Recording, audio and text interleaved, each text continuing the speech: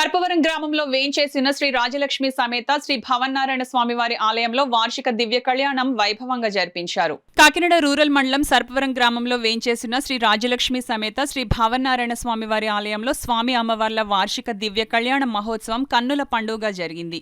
సాయంత్రం స్వామివారిని గరుడ వాహనంపై ఉంచి తిరువీధి గ్రామోత్సవం నిర్వహించారు. ఆలయంలో ప్రత్యేకంగా ఏర్పాటు చేసిన వేదికపై శ్రీ రాజలక్ష్మి సమేత భవన్నారాయణ స్వామి ఉత్సవ విగ్రహాలను ఉంచి శ్రీ వైఖానస ఆగమోక్త ప్రకారం వేద పండితులు వాడపల్లి కృష్ణమాచార్యులు, పెద్దింటి వెంకటాచార్యులు, బిక్కోలు కిరణ్ల మంత్రోర్చనల మధ్య దేవదేవుని కళ్యాణం కన్నుల పండుగగా జరిపించారు.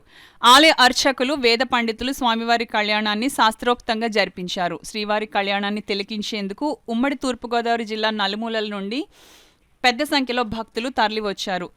కళ్యాణ వేదిక ప్రాంగణమంతా శ్రీ భవన్నారాయణ స్వామి నామస్మరణతో మారుమ్రోగింది. ఆలయ కార్యనిర్వహణాధికారి జొన్నాడ భీమశంకరరావు దంపతులు స్వామి అమ్మవార్లకు పట్టు వస్త్రాలను సమర్పించారు. ఈ సందర్భంగా ఏర్పాటు చేసిన సాంస్కృతిక కార్యక్రమాలు అందరినీ విశేషంగా ఆకట్టుకున్నాయి.